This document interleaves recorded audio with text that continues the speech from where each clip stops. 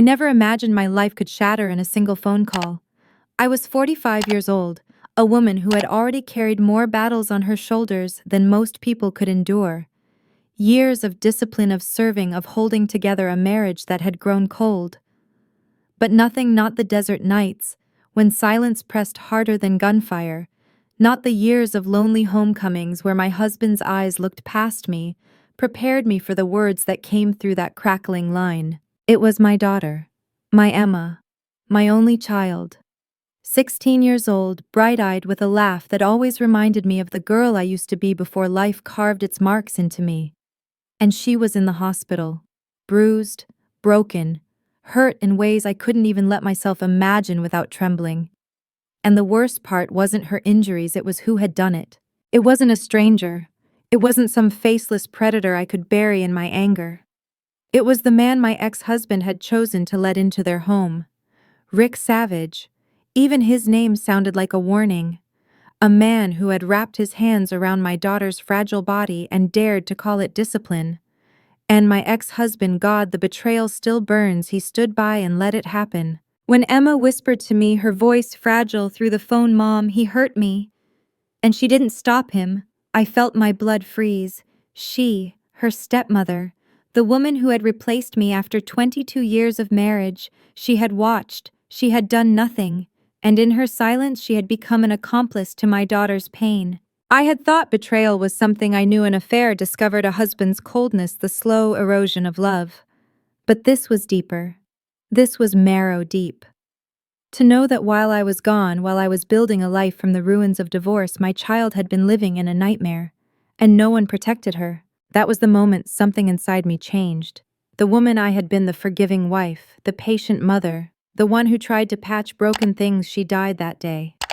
In her place rose someone else, someone colder, someone sharper, a woman who had nothing left to lose except the daughter lying bruised in that hospital bed.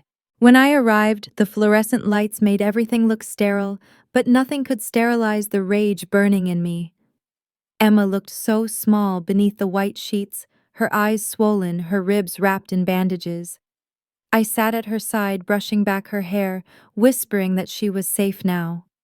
But in my heart, I knew safety was just an illusion until Rick Savage was gone.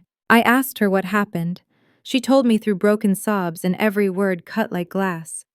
He had tried to force her, demanded obedience, and when she resisted, he called it disrespect.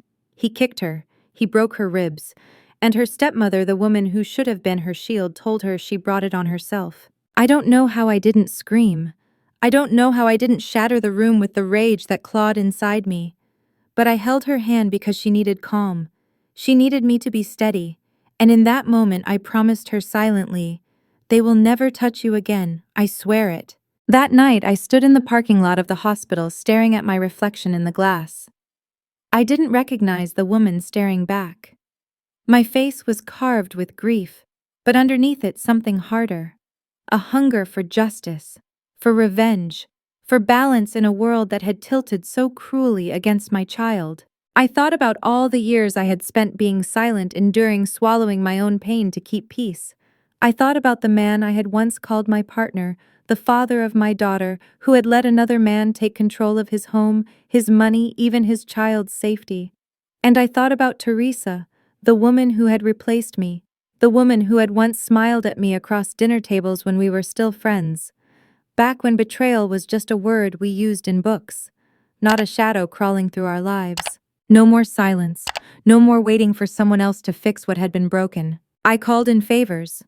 Old friends, people who still owed me for times when I had been the one pulling them from the fire. I asked for information and I got it. Rick Savage wasn't just cruel, he was dangerous. He had a past soaked in violence, an underground world of gambling and blood that he carried into every space he touched. And now he was living in my daughter's home. That was when the plan began to form.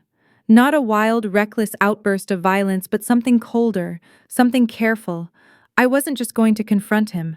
I was going to dismantle him, piece by piece, until the man who had raised his hand against my child had nothing left, not his freedom, not his power, not even his name.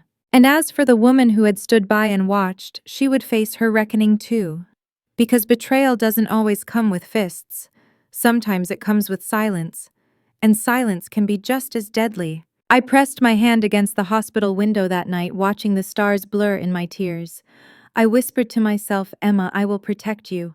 Even if it's the last thing I do, even if I have to burn my own soul to ashes. I moved like someone possessed not by hate alone, but by a fierce, cold purpose that kept me from unraveling. First, I built walls of fact around my fury. I gathered every text, every photo, every faint memory Emma had whispered between sobs. I sat with her nurse for hours, transcribing the things a frightened 16-year-old could barely say aloud, turning them into statements that sounded steadier on paper than they felt in my chest. I learned the names of Rick's friends, the addresses where he hid his cash, the weekend routines he used to feel untouchable. I called lawyers and detectives, not to beg, but to command their attention. This was no longer a domestic quarrel. It was an assault on my child and a betrayal of everything we had been as a family. People asked me later how I kept my hands from shaking when I walked into meetings and into courts. I told myself the truth. My hands only steadied when I held something more important than a pen. I held the image of Emma on that hospital bed, and the taste of the words she said into the phone, "She didn't stop him." Those 3 words became the iron in my spine. I filed for emergency custody. I demanded restraining orders. I sat across from Teresa's lawyer and stared until his practiced softness wavered. Let them spin stories about PTSD or instability. I had evidence witnesses and a daughter who needed a safe place to sleep at night. The law moved slower than my anger wanted, but it moved, and every paper served felt like a small legal incision opening air for healing. Still, the world of courtrooms and subpoenas only addressed part of the rot. There were things the law could not tidy: betrayal's private cruelty, the secret smiles in hotel lobbies, the way a woman who'd shared 22 years of morning coffee could suddenly turn her back on her child. For those wounds, I needed more than judges. I needed people who understood how to turn a predator's hubris against him. So I reached out to an old friend, someone who had once balanced me through darker times, who owed me fidelity in ways money could not buy. I asked for help without explaining everything, because some alliances are forged beyond words. She arrived with a few quiet allies, and together we began to map the perimeter of Rick's life, where he spent cash, who covered for him, which businesses were fronts for his violence. We did it without theatrics. There were no dramatic ambushes, no cinematic traps. There were conversations recorded with permission, careful meetings with detectives who had the patience to listen, and a slow, methodical piling up of proof that made the storyteller in me feel almost clinical. I learned to savor the patience of it, how gathering the right witness or the right timestamp could topple a man's arrogance more surely than any blow. Emma's nurse testified about the bruise patterns. A neighbor came forward about the night Rick threatened a child on the stoop. A bank clerk disclosed transfers that didn't add up. Each revelation was a small victory, a nail in the coffin of their deception. There were nights I felt monstrous. I would lie awake listening to Emma breathe and imagine roaring into Rick's face, taking back whatever courage I thought he had stolen. The urge to walk into his life and make him pay, in the simplest, most human way, by putting fear into his chest, burned hot. But time and experience had taught me that rage fed itself best when guided. So I let lawyers do what fists could not. I let the careful accumulation of truth become my weapon. It felt like turning a high-powered machine on a man who had thought himself above consequence. Then there came the custody hearing. I walked into the courthouse with Emma's hand in mine and a dossier of evidence tucked under my arm. There is nothing theatrical about legal victories. They are dry and fluorescent and full of procedural manners. But when the judge read the testimony from Emma's nurse aloud, watched the video where Rick's voice threatened a child, and heard a medical report list, broken ribs and concussion, the air in the courtroom changed. Teresa's eyes darted nowhere, as if the papers had stripped her of every excuse. Rick sat rigid, jaw clenched, the bravado of the gym replaced by a man suddenly aware of his vulnerability. The judge's ruling came as a measured thing, Emergency custody granted restraining orders, issued an investigation to proceed. It was not the end, but it was a line in the sand. Outside the courthouse, the press smelled a story and circled for sound bites. I gave them none, only a brief statement about protecting my child and the work the police would continue to do. I felt the world tilt for a moment, the weight of public opinion easing a fraction. But I also knew that the legal win was one layer only. Men like Rick had friends' favors and old debts. They were practiced at slipping through the smallest holes in the law. So while detectives followed up warrants and accounts were frozen, I kept working quietly, making sure that when the time came to cut him off completely, he could not hide behind greed or muscle. My allies moved in ways that made me uncomfortable until I remembered why I had asked them in the first place, because they watched a predator and saw a pattern, and because they knew how to close exits. They were not interested in spectacle. They wanted to ensure Rick could not reconstruct his empire on the bones of someone else's family. They slipped leads to reporters who pursued the gambling circuit. They nudged accountants to look closer, and when the first arrest warrant for money laundering hit Rick's accounts, I saw the confidence drain from him like water from a leaky cup. Revenge is a word people toss like a coin as if it can be spent in a day. What I realized is that revenge, when mixed with a mother's love, is less theater and more architecture. It is careful, often ugly, and sometimes it takes the form of ensuring a child can walk to school without looking over her shoulder. It is legal motions and private investigations, and the patience to wait until all the pieces fit together. It is the slow, insistent rebuilding of a life that had been threatened with erasure. And through it all, Emma became my compass. Watching her heal first in small laughs over cartoons, then in the way she chose clothes without flinching, was the only victory that truly mattered.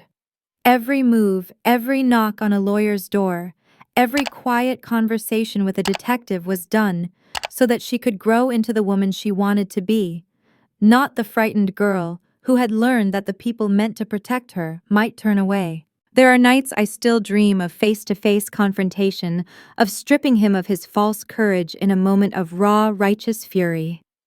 But those nights pass, and the next day brings a court date, an interview, a hearing. The work of undoing is never as pretty as the stories make it seem. It is paper and testimony, and the daily folding of a life back into something safer. I don't yet know how this all ends. There are more hearings ahead, more reckonings, and the slow legal unraveling of a man who thought he could act without consequence. But each day, Emma breathes easier, sleeps deeper, and smiles without fear, and that is the architecture I am building stone by stone, truth by truth, until the house of lies they built collapses into the dust where it belongs. The weeks that followed felt like a storm that never quite broke. On the surface, everything looked orderly: court filings stacked neatly in manila folders, police reports signed, and notarized therapy appointments penciled into calendars. But underneath, I lived with a constant hum in my chest, like electricity searching for an outlet.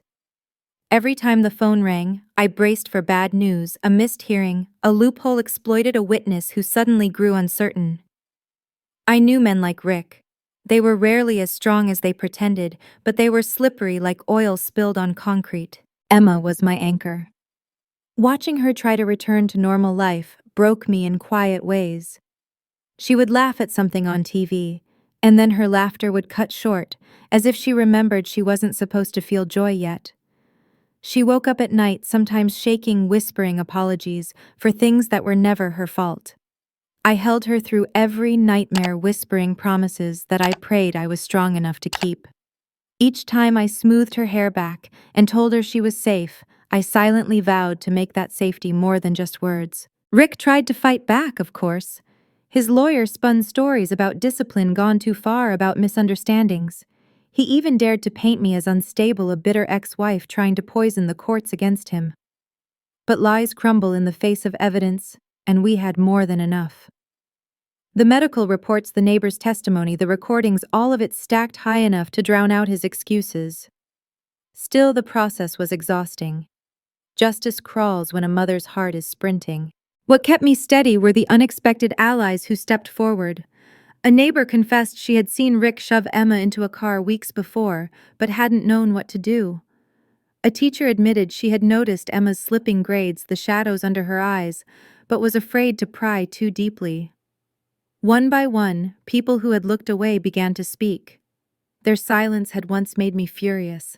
Now their words became bricks in the wall I was building to keep him out of our lives forever. But the real fracture came from inside his own camp. Teresa, the woman who had replaced me, cracked under the weight of scrutiny. Maybe she thought she was protecting herself. Maybe guilt gnawed too hard at her conscience. Or maybe she finally realized Rick would throw her to the wolves if it meant saving his own skin. Whatever the reason, she confessed, quietly at first to investigators. She admitted she had seen the bruises, heard Emma cry, but had done nothing. She admitted she had told Emma to keep quiet, to avoid making things worse.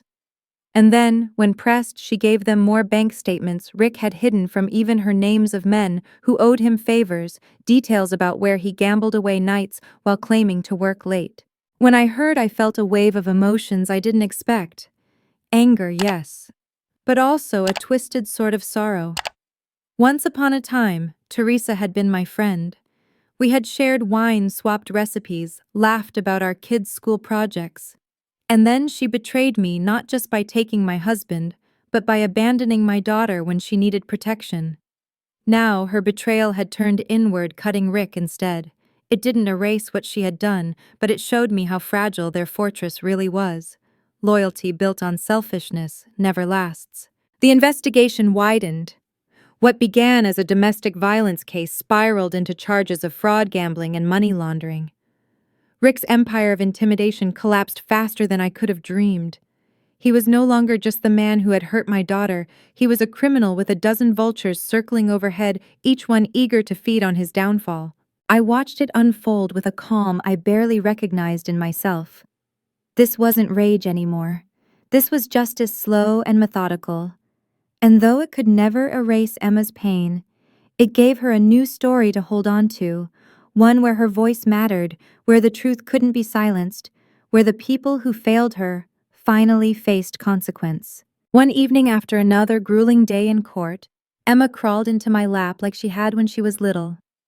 She was taller now, stronger in some ways, but that night she was my baby again. "Mom," she whispered, "is it over?" I kissed her hair and told her the truth, not yet, but soon.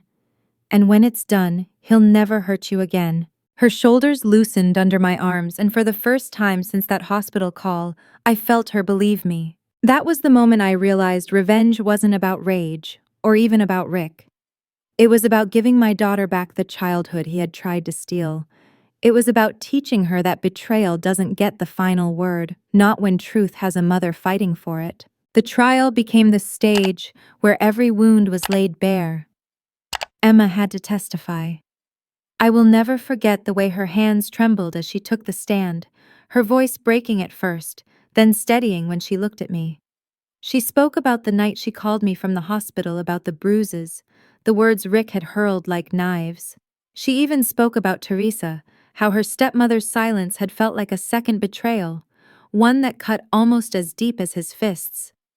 Every syllable cost her something, but she gave it anyway, piece by piece, until her truth filled the room. Rick smirked through the first half of her testimony, whispering to his lawyer, rolling his shoulders as if the whole courtroom belonged to him.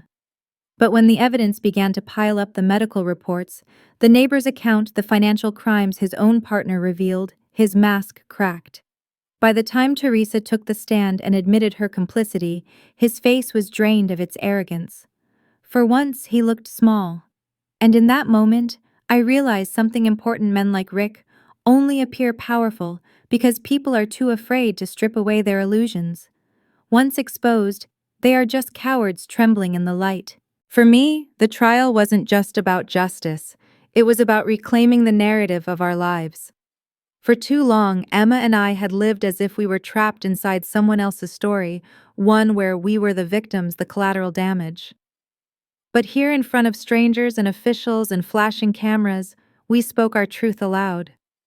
It hurt. It burned. But it also freed us. When the verdict came, the air seemed to still. Guilty. On multiple counts: assault, endangerment, fraud. The sentence was heavy: years of his life swallowed by cold bars. I thought I would feel triumphant, that I would want to shout, to laugh, to collapse with relief. But instead, I just held Emma's hand. My victory was not in his punishment. It was in her survival, in the fact that she walked out of that courtroom with her head higher than when she had entered. Teresa faced her own reckoning. Though her cooperation spared her prison time, she was left with nothing. No family, no marriage, no reputation. She tried to approach me once, tears streaking down her face, begging for forgiveness. I couldn't give it.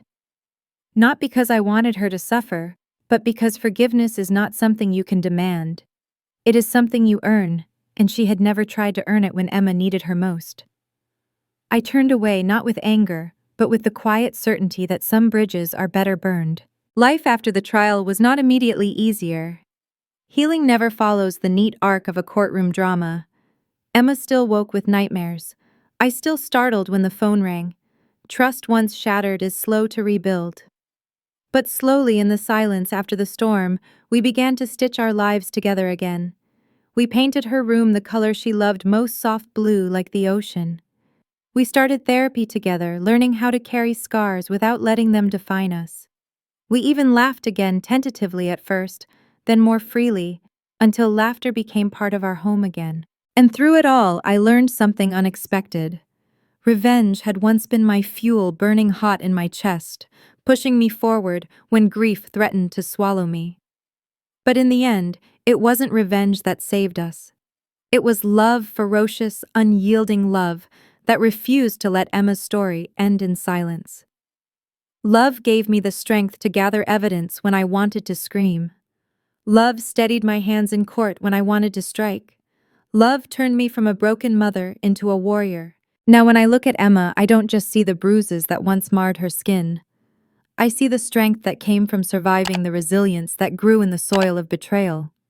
She is not just my daughter, she is living proof that pain can be transformed, that even in the darkest betrayals, light can still be reclaimed. If you've stayed with me through this story, maybe you carry your own scars, your own betrayals, your own unfinished battles. Let me tell you this: you are stronger than you know. And love, whether for a child, a parent, or even yourself, can build bridges across the deepest wounds. So if this story touched you, please like this video, share it with someone who needs hope, and subscribe so we can keep walking through these stories together. And if you've ever faced betrayal and found your way back to light, leave a comment. Your story matters, your voice matters, and someone out there needs to hear it.